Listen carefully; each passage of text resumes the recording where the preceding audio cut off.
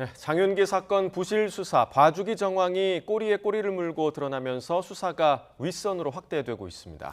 밤사이 김태효 전 국가안보실장이 구속되면서 종합특검의 수사에도 탄력이 붙을 전망입니다. 관련 내용 허지연 변호사, 이경민 변호사와 자세한 이야기 나눠보겠습니다. 어서 오십시오. 안녕하세요. 네. 자, 일단 장윤기 사건 부실 수사, 봐주기 수사 의혹이 상당히 좀 커지고 있고 합리적으로 의심할 만한 정황들이 계속해서 지금 드러나고 있는 상황입니다. 이 상황에서 광주 광산경찰서 서장실을 검찰이 전격 압수수색을 했다라는 소식도 들어왔는데 이 경찰서장도 봐주기 수사 혐의를 받고 있는 거죠? 네, 점점 수사가 윗선으로 확대되고 있다라는 생각이 듭니다. 지금 수사기관에서는 이러한 어떤 조직적인 은폐 또는 인멸에 대한 의혹을 그야말로 여러 사람이 공모해서 조직적으로 서로 얽혀서 공범관계에서 했다라고 살펴보고 있는 것 같다는 생각이 듭니다. 예. 특히 광산경찰서장 김모 경무관 같은 경우에는 사건이 벌어진 새벽에 바로 긴급회의를 소집을 해서 어떤 회의를 진행했다고 하는데 그 회의의 내용이 아직까지 공개되지는 않았거든요. 그렇다면 우리가 여러 가능성을 생각을 해볼 수는 있지만 자, 경찰 아버지인 범인이 지금 사람을 죽였다. 그래서 우리가 이런 부분에 대해서 어떠한 의혹도 사지 않도록 철저하게 수사를 해야 된다라는 지시로 서장 주재의 회의가 열렸을 가능성도 있지만 지금 일부에서는 이런 얘기들이 나가지 않도록 하라는 지시가 나왔다고 하는데 그 윗선이 서장인지 혹은 그 이상인지는 알 수 없지만 그런 얘기들도 나오고 있는 상황에서 이 부분을 우리가 좀 외부에 소식이 나가지 않게 하는 것을 넘어서서 증거 부분이나 혐의 부분을 좀 축소할 여지가 없는지 이런 것들을 구체적으로 직접적으로 지시하지는 않았다고 하더라도 그런 뉘앙스의 회의를 진행한 것은 아닌지 의심되는 상황이거든요. 지금 압수수색 등을 통해서 PC 같은 것들을 다 확보를 했다고 하니까 당시 회의 내용과 경찰서장이 얼마나 관여되어 있는지도 살펴볼 거라는 생각 듭니다. 이런 가운데 미국 출장 중이던 유재성 경찰청장 직무대행이 어제 조기 귀국해서 입장을 밝혔습니다. 경찰 수사쇄신 태스크포스 그리고 국가수사본부장 직속 내부비리 수사대를 신설한다라는 개선책을 밝히기도 했는데 그럼에도 불구하고 관련 의혹은 사그라들진 않고 있는 것 같아요. 그렇습니다. 일단은 뭐 지금 경찰청장 대행이 이렇게 이제 지금 TF를 신설을 해서 뭐 어떻게 보면 경찰 수사도 충실하게 하겠다, 공정하게 하겠다, 뭐 이런 부분들을 이제 국민들한테 앞으로 어떻게 쇄신을 하겠다라는 지금 목소리를 내고는 있는데 사실은 이제 지금 계속해서 이제 뭐 서장실도 압수수색이 들어가고 그 과정에서도 서장의 PC에서도 이제 유의미한 뭔가 이제 증거가 나왔다라고 이제 지금 보도를 통해서 알려지고 있는 만큼 앞으로 계속해서 이제 지금 수사팀 윗선까지도 개입이 되어 있다라고 할 것 같으면 사실 그 부분에 대해서 이제 어떤 부분까지 개입을 했고 왜 개입을 하게 됐는지 이런 부분들에 대해서 좀 밝혀낼 필요가 있을 것 같고요. 그리고 장윤기 수사에서 사실 이게 드러나게 됐지만 이 이전에 다른 사건에서도 이럴 가능성은 전혀 배제를 할 수 없다라고 생각이 되거든요. 그렇기 때문에 장윤기 부친하고의 관계에서 도대체 윗선에서 왜 이렇게까지 개입을 하게 됐던 것인지 여부에 대해서는 좀 사실관계를 더 이제 밝혀내고 국민들한테 이런 부분들이 소상히 전달돼야만 그 이후에 이런 이제 쇄신안과 관련해서도 이제 앞으로 유의미한 논의가 있을 수 있을 것 같습니다. 네, 지금 경찰청장 직무대행도 사과를 했고 광주지방경찰청장도 사과의 뜻을 밝혔다고 하는데 그럼에도 불구하고 여러 의혹들이 지금 사그라들지 않는 그런 상황입니다. 일단 좀 하나하나 짚어보면 장윤기가 경찰 수사를 열흘 동안 받았는데 그 열흘 동안에 장윤기 부친, 그 경찰이라고 하는 부친과 3차례를 만났다고 하더라고요. 근데 이 3차례를 만났다는 거 접견 횟수 너무 많은 거 아니야 이런 시각이 있는데 열흘 동안 3번 만난 거는 많은 겁니까? 어떻습니까?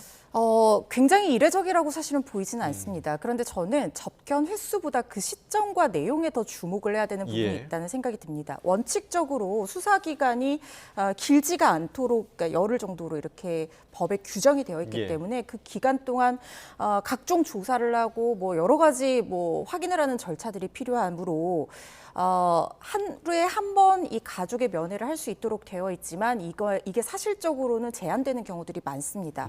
그래서 자유롭게 접견을 할 수 있는 것은 아니라고 보시면 되고요. 이건 변호인 접견과 다른 부분이거든요. 그래서 미리 접견 제한 시간이 언제인지 확인하고 수사에 지장을 주지 않는 선에서 가족이 15분에서 30분 정도 짧게 접견을 할 수 있도록 허용을 하고 있는데 이 사건 같은 경우에는 접견 시점이 횟수보다 더 중요해 보이는 게 긴급 체포 다음 날 접견이 한번 이루어졌고요. 그리고 그 성인용품 처분한 것으로 추정되는 그 날 즈음에서 또 접견이 이루어졌고요. 그리고 검찰 송치 전에 또 한 번 접견이 이루어졌습니다.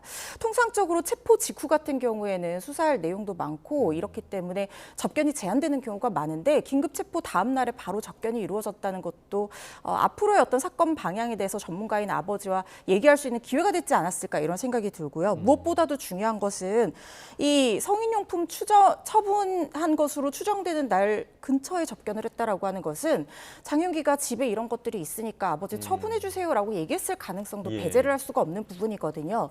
이런 것들이 문제가 된다고 생각하고 그 내용 중에서도 이 폰을 어떻게 했냐, 뭐 블랙박스 카드는 어떻게 했냐 이런 얘기들이 오갔단 말이죠. 이런 수사와 관련된 대화는 제한이 되어야 되는 것이 맞는데 이게 자유롭게 오갔다는 것은 증거인멸죄로 처벌되지 않는 친족인 아버지에게 사실상 증거인멸할 수 있는 기회를 열어준 것이 아닌가 의심할 수밖에 없는 부분입니다. 그 시점이 중요하다고 하셨는데, 그러니까 그 접견 시간도 좀 이례적인 것 같더라고요. 그러니까 비는 시간에 맞춰서 접견이 이루어졌다 이런 얘기도 있는데 그렇다면 아버지와 수사팀 간의 소통 가능성도 제기될 수 있는 거 아니겠습니까? 원칙적으로 비는 시간에 접견을 하는 게 맞습니다. 그렇지만 그 시간이 언제 비니까 접견을 하세요라고 하는 것은 접견 신청을 하게 된다고 하면 제한을 받는 방식으로 알게 되는 것이거든요. 이게 뭐 화상 접견도 있고 홈페이지에서 접견 신청을 하게 된다고 하면 이 시간에 접견이 안 된다라는 제한 결정이 내려옵니다. 그렇기 때문에 시간을 빌 때 맞춰서 접견을 하는 것이 맞는데 문제는 뭐냐면 어떤 수사가 진행될 것이기 때문에 그 시간에 접견을 하세요라는 걸 알려줬다면 문제가 된다는 겁니다. 그러니까 예를 들어서 우리가 압수수색을 할 건데 압수수색 계획이 있고 그 전에 접견을 하세요라고 했다고 하면 문제가 될 수 있겠죠. 혹은 뭐 리얼돌 같은 것들을 우리가 영상을 찍어 왔는데 그 이후에 접견을 하세요 이런 물품들이 압수가 됐습니다. 영상이 촬영이 됐습니다라고 하고 접견을 하라고 했다면 이것은 충분히 문제가 될 수 있는 부분입니다. 말씀 주셨듯이 이제 블랙박스 메모리 카드가 어디 있느냐 뭐 이런 말씀해 이렇게 장경감이 물었다 이런 말씀해 주셨는데 그 SD 카드가 이번 사건의 핵심 증거인 이유가 이제 강간살인 혐의를 좀 입증할 만한 강력한 증거이기 때문일 거라고 보이는데요. 어떻게 보실까요? 그렇죠. 사실은 이제 그 우리가 보통 블랙박스 SD 카드를 잘 빼지는 않지 않습니까? 그러다 보니까 사실 장윤기 아버지가 이 사건 발생하고 나서 SD 카드가 어디 있는지 여부에 대해서도 물었다라는 그런 이제 보도가 나오는 것을 봤을 때는 아마 사건 이전도 그렇고 사건 직후에 누군가 통화를 했을 가능성도 배제를 할 수가 없을 것 같고요. 그럼 통화를 했다라고 할 것 같으면 블랙박스가 요새 음성이 녹음이 되기 때문에 아마 그런 부분들도 이제 증거가 될 수도 있고 나아가서는 만약에 부친 아니면 가족하고 통화를 했다라고 할 것 같으면 그 부분에 있어서 가장 먼저 이제 그게 압수되면 안 된다라고 생각되는 부분들이 그 장윤기의 그런 통화를 했던 사람들일 수도 있거든요. 그래서 그런 부분들을 종합을 하게 되면 아무래도 이제 SD 카드의 존재가 드러나면 안 되기 때문에 이제 그런 부분들에 대해서 계속해서 이제 초기 단계부터 뭔가를 이제 인멸을 하려고 시도를 했었던 것 같고 그랬기 때문에 이게 인멸이 되고 나서 사실은 이제 어디로 갔는지도 사실 알 수가 없었던 부분인데 물론 이제 그게 있다면은 가장 이제 강간 등 목적이라는 것을 밝힐 수 있는 가장 이제 유력한 증거가 될 수는 있겠지만 그게 현재 지금 없다고 하더라도 리얼도를 폐기했다는 부분도 이제 하나의 증거가 될 수가 있고 그리고 케이블 타이 이 사건 직후에 이제 케이블 타이를 경찰이 발견을 하고 나서도 차량에 그대로 두고 이제 어떻게 보면 아버지가 그걸 폐기를 했는데 지금 없어진 것들을 보시면은 공교롭게도 이제 리얼돌이 없어졌고 그리고 케이블 타이가 없어졌고 그래서 차량용 블랙박스가 없어졌다. 공교롭게도 없어진 것들이 하나같이 다 뭔가 이제 강간 등의 목적을 어느 정도 이제 추정해 볼 수 있는 그런 증거들이거든요. 그렇다는 측면에서 봤을 때는 이런 부분들이 결국은 나머지 그런 이제 뭐 직접적인 SD 카드가 없다 하더라도 강간 등의 목적으로 이렇게 행동을 하지 않았을까라는 부분은 충분히 재판부 입장에서도 심증을 갖고 들여다보지 않을까 이렇게 예상해 볼 수 있을 것 같습니다. 네.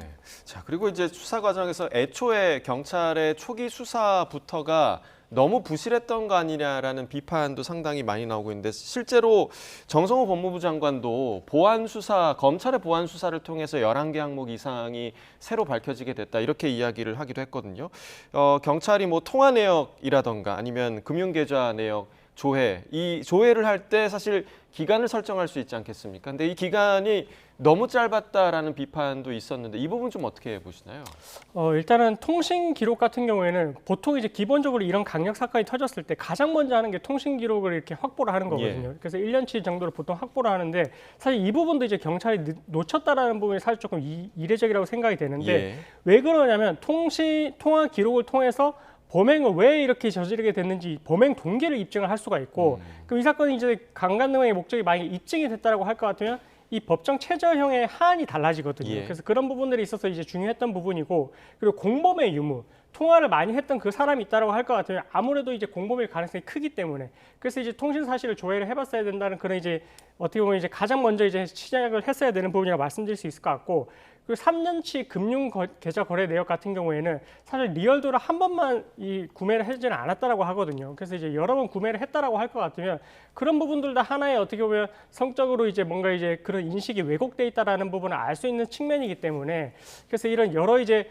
경찰이 수사를 통해서 당시에 이제 이런 자료들을 확보를 했어야 되는데 이걸 놓쳐서 검찰이 보안 수사를 통해서 이런 걸 확보를 했다라고 하는 부분들은 경찰이 이것을 정말로 부실 수사를 한 건지 아니면 조직적으로 인멸을 하려고 했었던 건지 이런 부분들에 대해서 조금 들여다볼 필요성이 있는 것 같습니다. 네.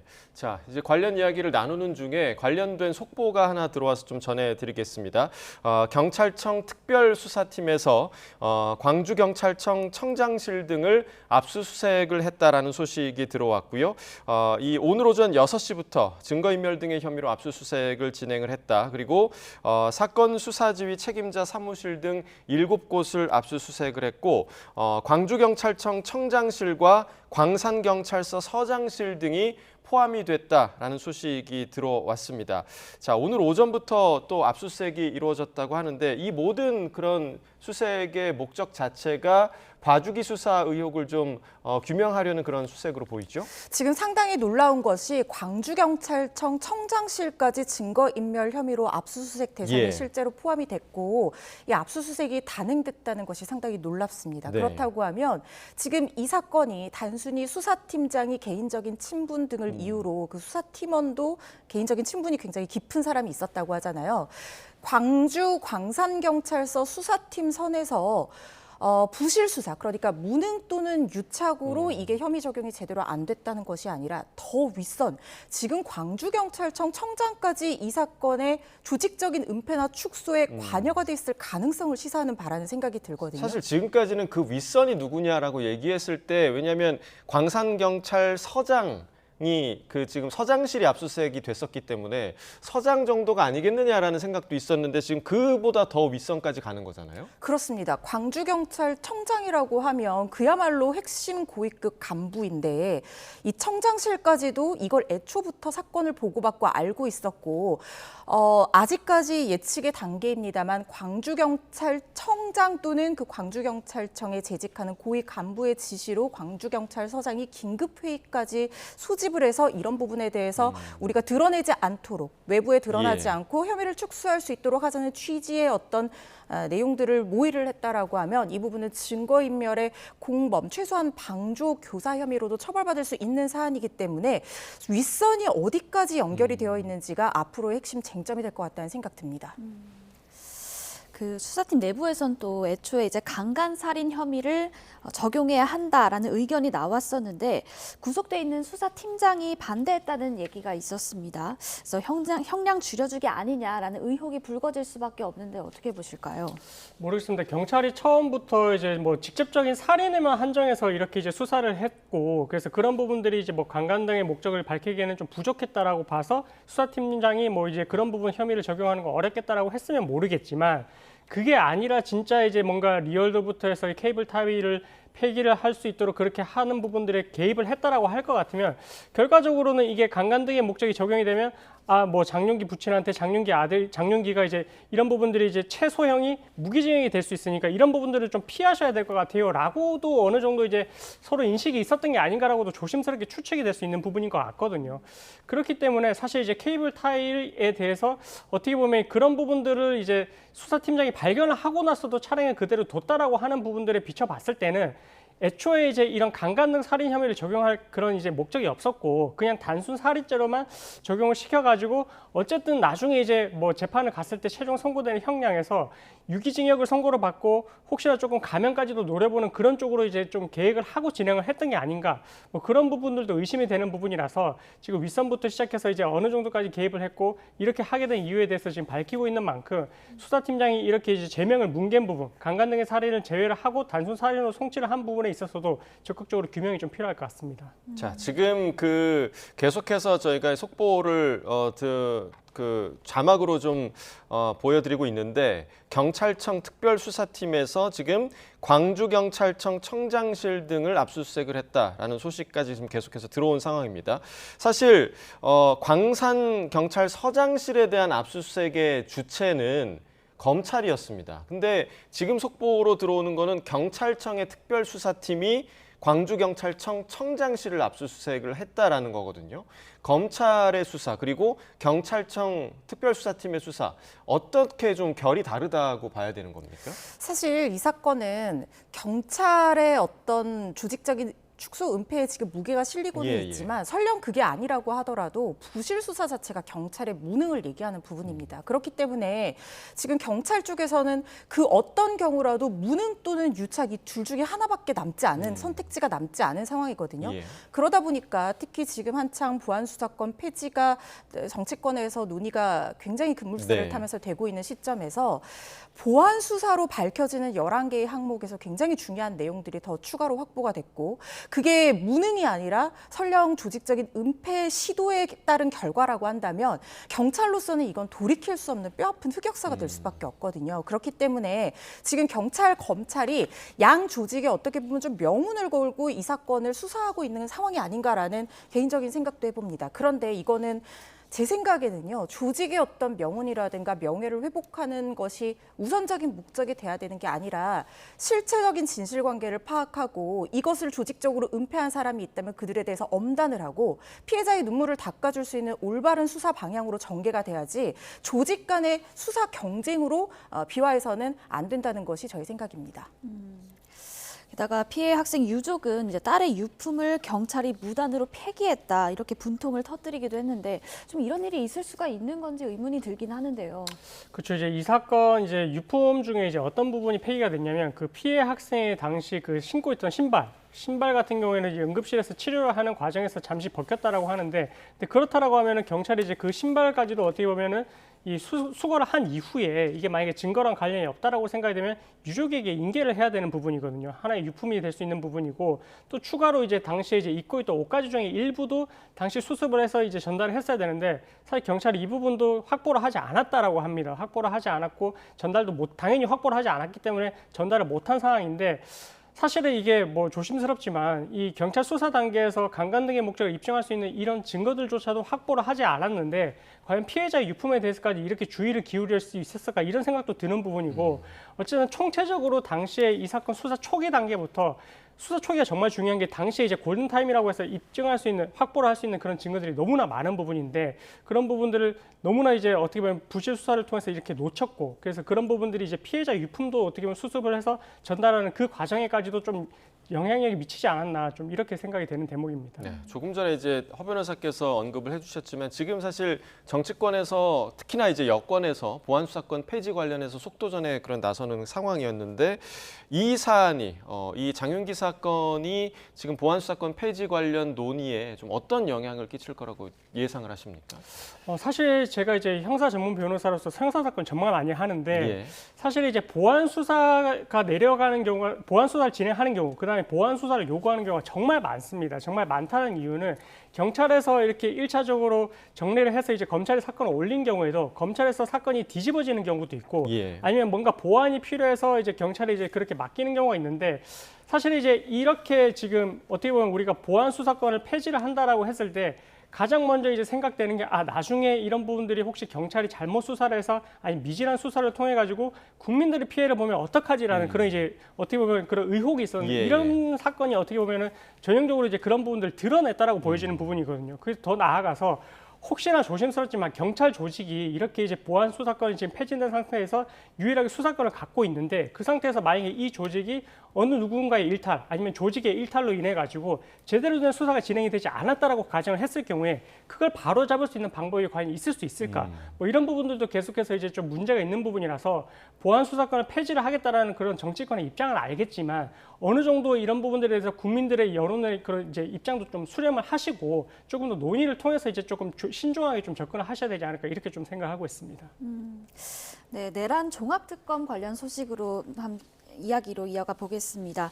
네, 어젯밤에 김태호 전 국가안보실 1차장이 구속이 됐습니다. 이제 12.3 비상계엄 이후에 외무 공무원을 통해서 이제 미국을 비롯한 주요 우방국에 계엄을 정당화하려는 메시지를 보냈다 이런 혐의를 받고 있는데요. 그렇습니다. 12.3 비상계엄 당시에 미국을 비롯한 우방국 그리고 전 세계가 사실은 우리나라의 상태에 대해서 굉장한 우려를 표명했고 이게 도대체 어떻게 된 경위인지 굉장히 궁금해했을 것입니다. 그래서 아마 외교 채널 간의 핫라인이 가동이 됐을 것이고 이 부분에 대한 설명이 이루어졌을 거라고 생각을 하는데 국가안보실 1차장 같은 경우에는 대통령실 내에서도 외교안보를 담당하는 그야말로 핵심적이고 중요한 조직입니다. 그런데 국가안보실 1차장이었던 김태호 전 차장이 그때 당시에 계엄 선포 배경을 미국을 포함한 우방국에 설명을 하면서 그 정당성을 적극적으로 설명하고 위법한 비상계엄을 옹호하는 취지의 메시지를 전파하고 문건을 작성했다는 혐의로 지금 내란 중요임무 종사 그리고 직권남용 권리행사 방해죄 등의 혐의를 받고 있는 상황이거든요. 그러니까 정확한 상황을 전달을 해야 되는 국가안보실 차장이 사실상 사후적으로 비상계엄을 정당화할 수 있도록 외교 채널의 역할을 수행했다는 점에서 이 죄질이 무겁다고 평가될 여지가 있는데 정작 당사자는 일반적인 설명 과정에 불과했고 궁금해하니까 설명하지 않을 수 없었다. 통상적인 업무 수행 과정이었고 내란 중요 임무에 종사할 고의 같은 것들이 없었다라고 부인을 하고 있는 상황이기 때문에 앞으로 수사 결과는 좀 지켜봐야 될 것 같습니다. 네, 신병이 확보됨에 따라서 이제 관련 수사의 속도가 붙을 것으로 예상이 되고 있고요. 그리고 지난 목요일이었죠. 윤석열 전 대통령에 대한 대법원의 첫 판단이 나왔습니다. 체포방해 혐의 등에 대해서 징역 7년이 확정이 됐는데, 자, 이 판결 좀 어떻게 분석하십니까? 사실은 이제 지금 윤 전 대통령에 대해서 이제 첫 어떻게 보면 대법원의 확정 예. 판결이기 때문에 그래서 이제 어떻게 보면 2심까지 이제 항소심까지 판결이 선고가 됐었고 대법원도 항소심에서 이제 선고를 했던 부분들에 대해서는 쟁점이 있어가지고 어떻게 판단할지 그 부분이 조금 기초가 주목이 됐었거든요. 예. 근데 이제 이 판결에서 사실 가장 이제 유의미했던 부분들은 윤 전 대통령이 계속해서 주장을 했던 게 공수처가 내란죄에 대한 수사권이 있는지 예. 그 부분을 계속해서 이제 강조를 해왔고 방어 논리로 내세웠기 때문에 그 부분이 사실 영향을 끼쳐서 기존에 또 구속 취소가 된 적도 있었거든요. 그렇다 보니까 그때 당시에 구속 취소를 하면서도 이 수사권에 있어서는 대법원의 판단을 받아볼 필요성이 있다라고 했었고 실제 이제 그 대법원의 판단이 나왔는데 예. 그 부분에 있어서 대법원도 결국은 이제 내란죄에 있어서 공수처의 수사권이 인정이 된다라고 이제 판단을 한 부분이라서 그래서 이 부분에 있어서는 앞으로 이제 어떻게 보면 윤 전 대통령 측에서 방어 논리로서 내세울 수 있는 그런 명분 자체가 조금 사라지지 않았나라고 생각이 되고 그래서 그런 부분들에 있어서 이번 선고가 좀 의미가 있었다라고 이해하시면 될 것 같습니다. 그런데 이제 윤석열 전 대통령 변호인단은 재판 소원을 검토하고 있다는 뜻을 밝혔습니다. 이 사건이 재판 소원 제기 요건에 해당하는 사안인지 그게 좀 궁금한데요. 이게 재판 소원이 무조건 마음에 들지 않는 재판 결과가 나왔다고 해서 다 해당되는 것이 아닙니다. 법에도 엄격하게 요건을 규정을 하고 있는데요. 이 재판 자체가 헌법재판소에 반하는 취지로 잘못 이루어진 내용으로 구성이 되어 있는지 이 부분을 요건 중에 하나로 규정을 하고 있고 그리고 헌법과 법률에 정해진 적법한 절차에 의해서 이루어지지 않은 재판인지 이런 경우에 재판 소원을 제기할 수가 있고요. 또 헌법과 법률에 위반해서 기본권을 침해해서 재판이 이루어진 경우에 이렇게 재판 소원을 제기할 수 있는 것이거든요. 그런데 사실상 사심제의 기능을 하면서 불복한다는 어떤 의미로서 재판 소원을 제기할 가능성은 있지만 지금까지 나온 내용으로 봐서 이 재판 소원이 적법하게 제기될 수 있는 요건에 해당하는지는 저는 개인적으로 좀 의문을 가지고 예. 있어서요.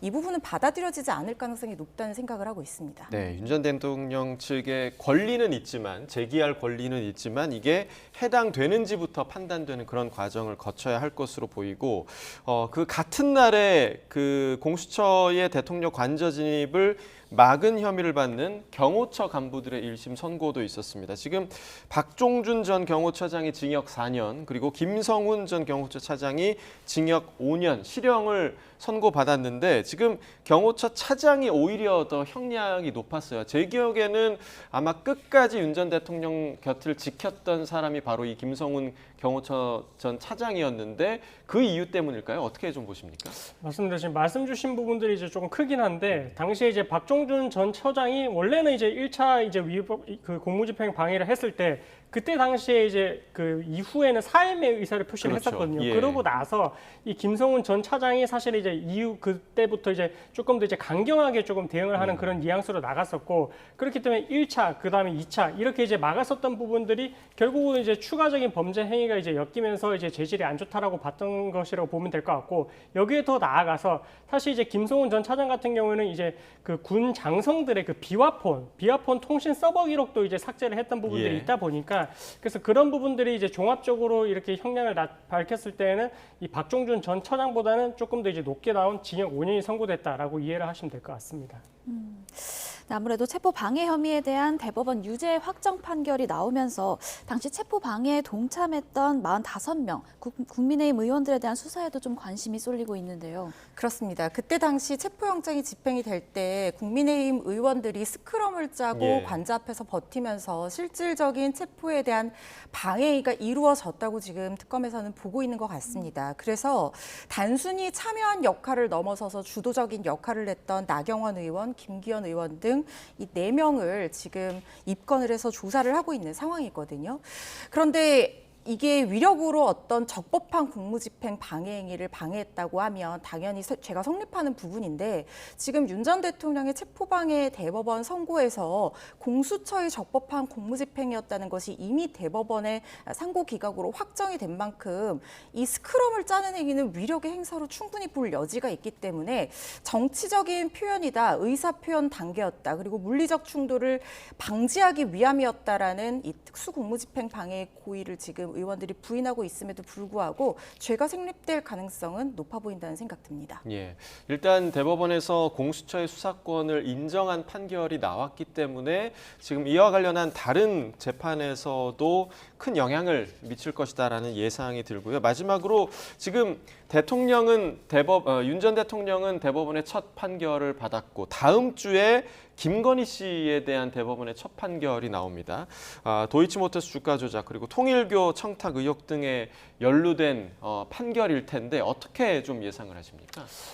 일단은 조심스럽긴 하지만 1심하고 2심이 달라진 부분, 그러니까 지금 이제 도이치모터스 주가 조작 의혹에 대해서는 1심에서는 이제 전부 무죄가 선고가 됐었고, 예. 2심에서는 이제 어쨌든 일부 유죄가 선고가 된 상황인데, 그래서 이제 보통 대법원에서 판단을 할 때에는 이렇게 이제 1심과 2심에서 뭔가 이제 법리적으로 다르게 봤던 부분, 그 부분에 있어서 조금 더 집중을 해서 보게 되거든요. 그렇기 때문에 만약에 대법원에서도 원심과 같이 지금 이제 주가 조작에 관련해서 이 부분에 대해서 이제 공모가 있었다라고 판단을 하게 될 것 같으면 똑같이 지금 상고가 그냥 기각이 될 것 같고, 만약에 이 부분에 있어서 1심과 같이 만약에 보게 된다라면은 다시 파기환송될 가능성도 배제는 할 수는 없는데, 근데 이제 2심에서 봤었던 논리 자체가 어쨌든 이 김건희 씨가 이런 주가 조작, 그러니까 주가가 이렇게 형성되는 부분, 그다음에 이제 어쨌든 주식을 투자했던 경험에 비춰봤을 때는 아예 주식에 대해서 문외한 산업은 아니다라고 예. 판단을 했기 때문에 그런 연장선 상황에서 본다면은 아마 대법원에서도 비슷한 취지로 판결을 하지 않을까 이렇게 생각하고 있습니다. 알겠습니다. 자, 오늘 두 분 말씀 여기까지 듣겠습니다. 허주연 변호사, 이경민 변호사와 이야기 나눠봤습니다. 고맙습니다.